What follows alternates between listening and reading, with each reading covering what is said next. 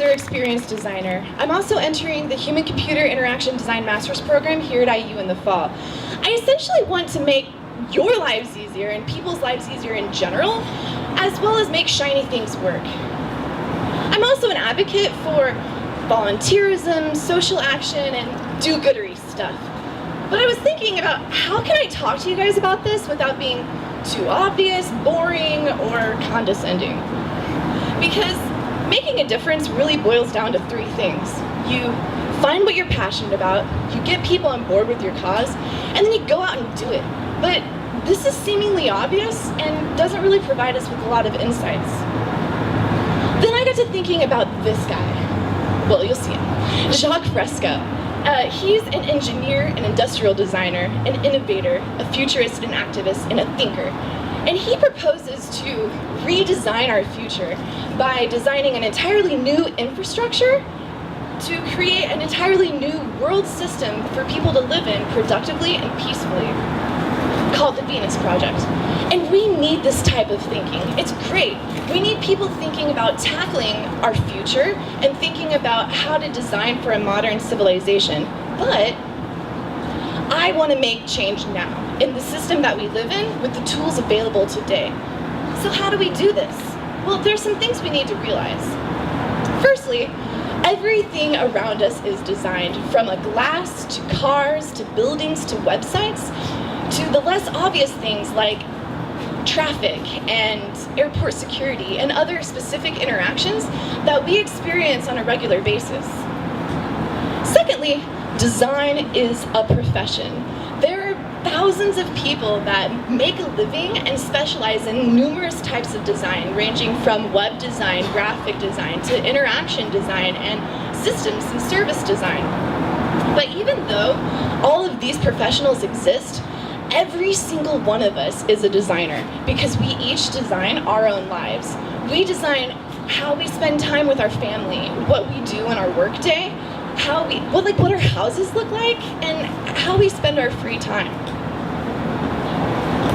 And lastly, every design has diffused consequences that cannot always be predicted or recognized.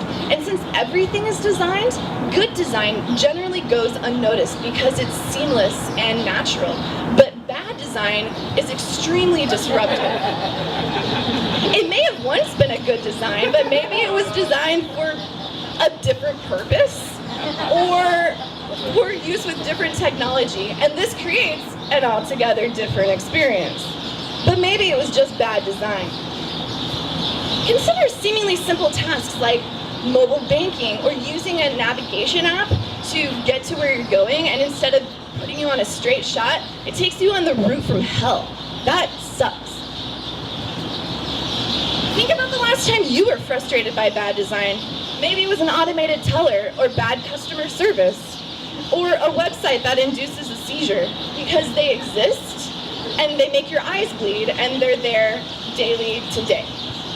Okay, I know you guys are thinking, like, what the hell does this have to do with social action and do-goodery stuff? We get it. Bad design sucks. Well, bad design generally doesn't account for unintended interactions. Whether we're designing for today or for future highly evolved species. That's a cat on a computer, by the way. If you can't see it, it's a cat. So whether we're designing for today or future species, we need to try to account for every interaction that we can to have a good design. Brian Cox, a renowned physicist, said that everything is connected to everything else. And since this holds true for everything in our universe, small actions like smiling at a stranger can have potentially broad, sweeping, positive results. And it starts with you. Design the life that you want. And design a good, happy, healthy, productive life. And when you are doing better, we all as a whole do better. Because everything is designed, and everyone is a designer, each one of us has the tools today that are available to make a positive change in the world that we live in now.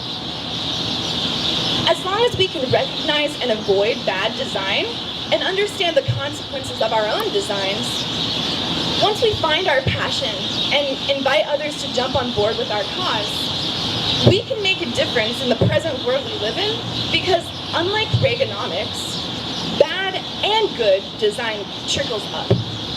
Thank you.